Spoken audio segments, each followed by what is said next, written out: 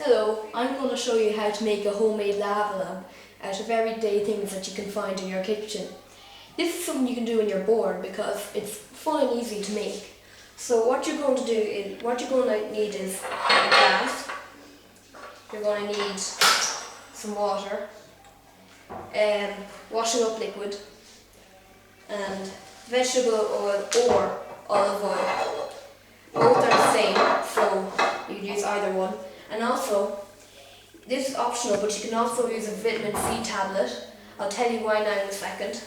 So when I said or, you could use vegetable oil or olive oil. Meant like you could use either one. But I'm going to use vegetable oil because it's a lot cheaper than olive oil. So what you're going to do is you're going to fill the glass with water, about half of the glass with water anyway.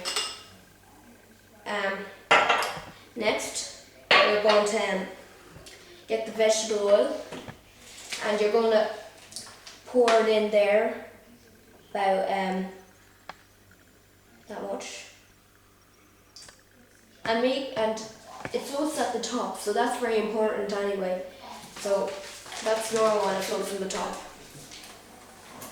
Next, and what you're going to need, and this has to go last, can't go anywhere before now, otherwise it won't work. So what you're going to do is you're going to put the washing up liquid in, and it's going to carry some of this vegetable oil down with it, and then the vegetable oil want to go back up to the top. So anyway, this I'll show you now. Make sure you pour it in the middle so it doesn't stick to the sides. That's kind of important.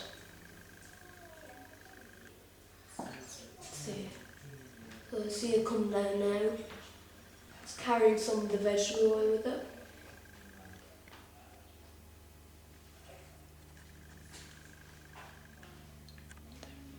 See the way it comes up? It's carrying some of the vegetable oil, and the vegetable is starting to rise up now.